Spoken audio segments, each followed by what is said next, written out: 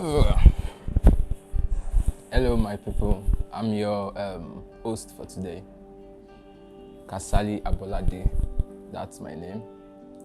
You guys might know me as producer. Yeah.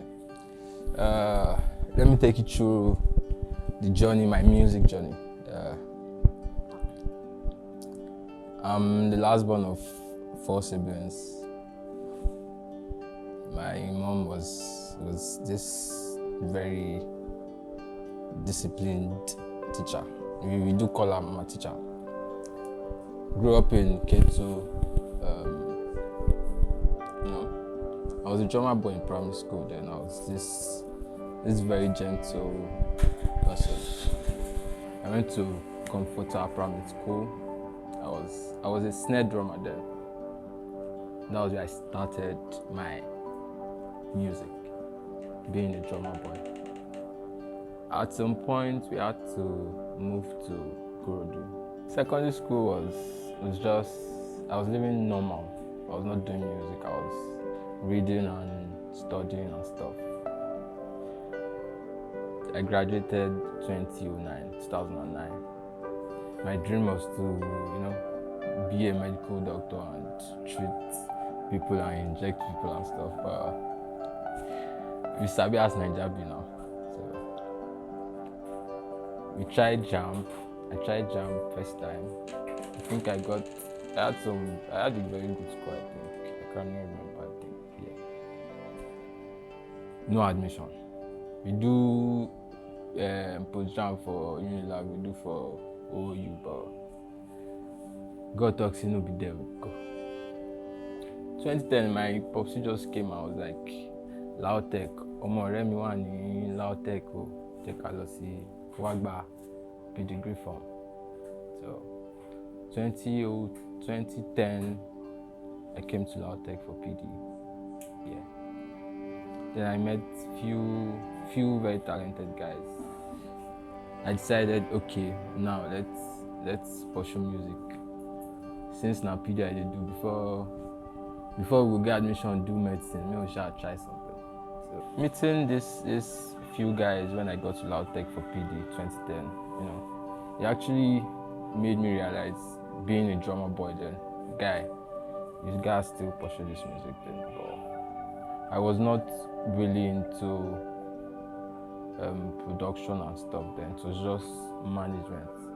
I was managing few artists, Papa, Ortega Entertainment, Cinqua J's. Those were like the main guys I was managing back then. So, at some point in 2011, my room was like our rehearsal ground. Me and the guys, we try and rehearse some music, we play guitar, have some fun. So we decided let's record a song. Let's record one song. We went to this studio around, recorded the song, Shayo, that was the title. After recording, we called the producer. Like 2 weeks after we got the song. When we got the song, now as we record them, we collect them. Just the way we recorded it, that was the way we received it. I was like, we cannot release this one, no, we cannot release this. This can be our first song as a group or as a management company. Then we had some discussions. Let's set up a studio. December 2011, everybody traveled back to their houses. Then I went to meet Momsi. Spoke to her some about music and stuff. I want to pursue music. I want to try and set up a studio for myself. But she couldn't help me much. She gave me something. I got this desktop computer, got some hi-fi speakers, got an amplifier, got this church mic. That was how I started my studio, January 2012. January started the studio. The studio was in my blue colored room in Adenike back then. Adenike, LAUTECH Omotion. We're recording. It was just my guy, Ortega. That was the only person. He was used to FL Studio there, so he was doing mainly the productions and stuff. But no one was really handling mixing. At 2012, so it was like a whole challenge. We had beats, but no one to handle Cubase and record the artists and mix and engineer the songs. So that was like a very big issue. Then I now called one of my friends in Abolade, Wibers. Shout out to Wibers. Came around for a week. He came to Ogbomoso for like a week, 2012.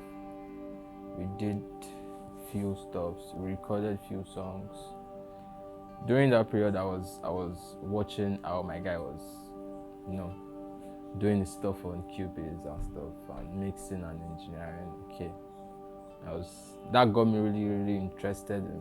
Okay, let me see if I can engineer my own artist instead of, calling people down or texting people to do the mix.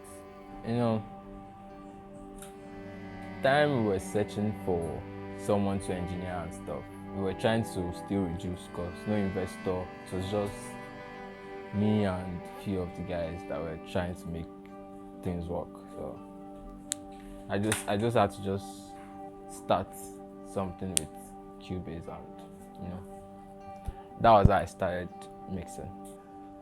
At some point in 2012, June 2012, I lost my sister.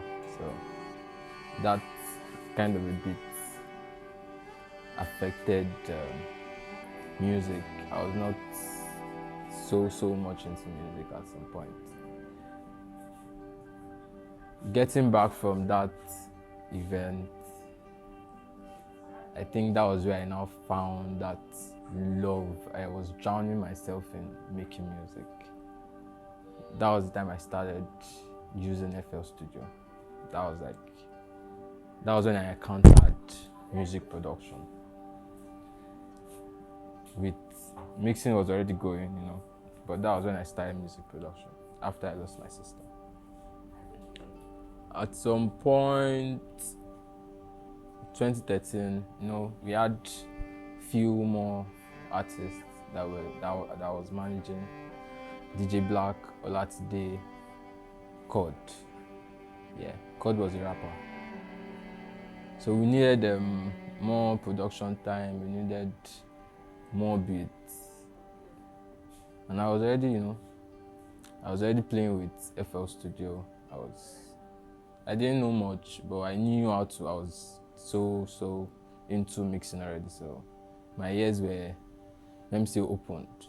I knew how to pick sounds and what I wanted from sound, from sounds, from beats, from instruments. 2013, I was really getting into production. Tega was producing, I was mixing, I was learning production, kind of. So, at some point in 2013 or 14, I guess, we did this short tape. We titled it Igbo Lauti. My guys were like, let's do something with this tape. Let's organize a concert. Concert ke. But we had to put resources, gather funds. And we used the Igbo Lauti at Florence Hall. Yes, under G Florence Hall, 2014. We used Igbo Lauti concert. It was fun though. Yeah. We didn't make so much money from that particular concert, but we were expecting like 50 people and we got over 50. That was like so encouraging for me, so encouraging for the boys. We were so gingered, like, so we feel actually put this kind of thing, and actually, we made it work. After then, I started playing the guitar. I learned the guitar for a few months. But money not salo.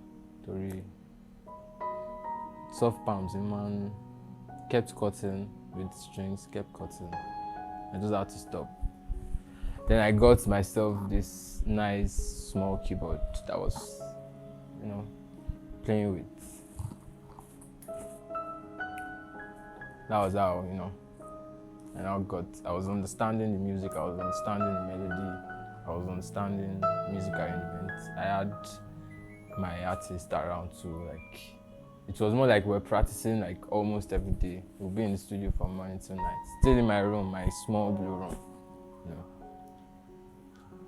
It was just maybe we go chill, we go laugh outside. Any day we 200 naira show for petrol, we go buy them on gen, produce more music, try some more. But remember, I was still using my bad speakers. Around there was one time this very long ASU strike.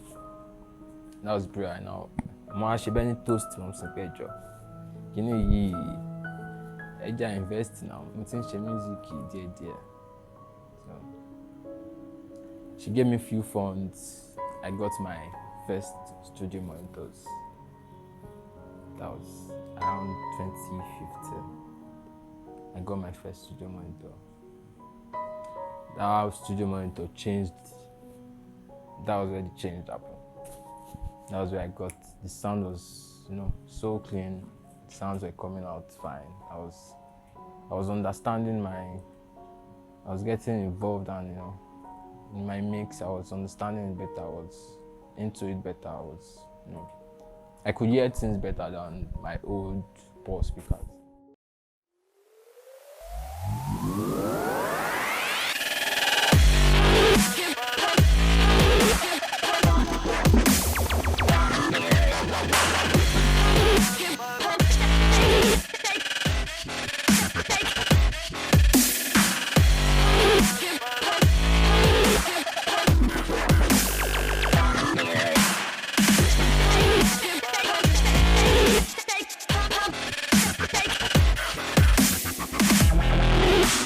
You know, 2015, when we got back from IT, one of my guys came around, Django. It was like, let's start something. You know, my production was already getting better, my mix was already getting better. So he proposed, he said he wants to get this space, this shop, close to where I was staying, close to the blue room. I was like, okay. He proposed I moved my studio equipment there, so we could start a commercial studio where we can make money. And I was not really making so much cash, Then 2016, I had to take a while to think about it and make my decision. It was 500 level hour now, so machine school machine. I had to think about it. My guys were like, let's do it. I can actually do it. Okay. So 2016, I moved my equipment to this new studio. We padded it, did setup. Before we know, in 2 months, guys were already coming for recording sections and stuff. That was where I started making money from music production. When we moved to the new studio, you always from the blue room you say we are going upstairs, because it was the next building and the shop was upstairs. So I'll be like, I'm going upstairs. When I want to go to the studio, I'll be like, I'm going upstairs. At some point, I was always having so much guys around. Some were not used to calling me Phil. Some never knew me as Phil, Everybody now, producer one here. You don't want to call me producer. That was how the name producer just stayed. Before you know, everybody don't they call me producer, producer. I had no choice. I go to work for street. Instead of me person coffee, I go here producer. That's how I adopted that alias producer. So the name producer came 2016. People calling me producer. I had to just adopt that for my music production.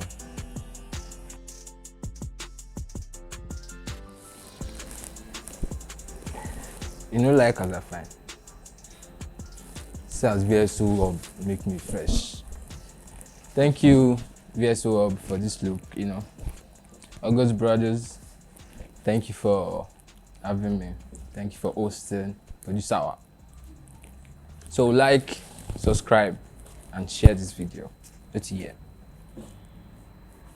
Share my nigga.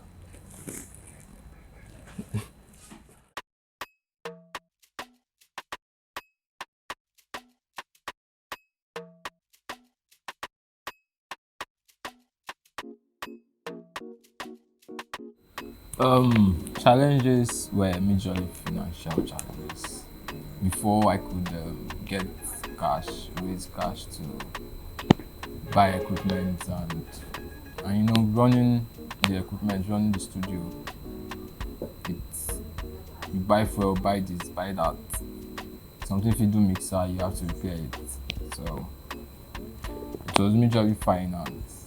That was like my major challenge at some point. Moving to the new studio, I had this help. I had a partner, Jangolo. He was the one that saved my ass, and we were able to move to a new studio setup. And that was 2016. We were able to move to a new studio setup and get more clients, more artists to work with. So I actually met a whole lot of people during that period. It wasn't so fun balancing school, balancing music, balancing management. It was like time where you just have to balance it. It was majorly time management and shit. At some point, I had to cross from CEP. I had to move from agric across to accounting. So yeah, I graduated from accounting department. Yeah. One thing I was always holding on to, that I was always telling clients or artists that actually come to record in the blue room, you make it under it. And inside it, we they make it. That was like one thing I always said, because blue room was always so hot. We had like maybe 7 guys in one small room recording, just singing. Now even one person go dey sing, but we go plenty, we go be like 8, everybody sweating. That was when I came up with make it under it. So, you know, I actually made few jams under it. Like we were sweating, you know, and sweating gone. But we thank God. Sometimes now inside see we good day, but everywhere good. Thank God. You know, people have this wrong bias about music. They have this thought that you're not serious, you're only getting high. Don't tell you brain, you're following women up and down. That's like the only picture they have about musicians. Forgetting we are actually creatives, you know, trying to paint a picture for you, trying to create something unique. You know, most people right now, they will actually want to make music, they want to blow up, they want to wear the bling. But we do always forget their challenges, no matter what. I guess people get scared of those challenges when they come. And that's why I see most people, at some point, they just stop making music, they stop chasing music, you know. The patience to learn, to practice, the time sacrifice and stuff. Most people don't want to sacrifice that time. You just want to, you know, get it done in like 2 seconds, you know. Yeah, it took time, and anyone take your time, you surely get it. You know, practice make perfect. You know.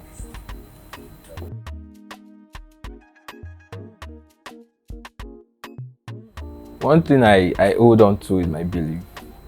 When I really want to chase something, I go for it.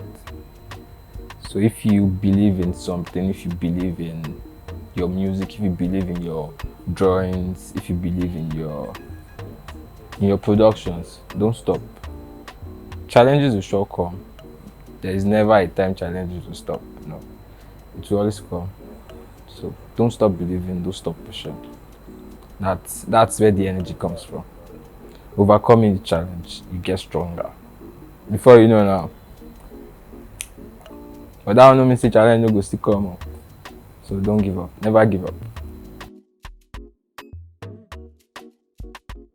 August Brothers, they always have our back. We, the creative guys, they are always with us. You know, our programs are our stuffs.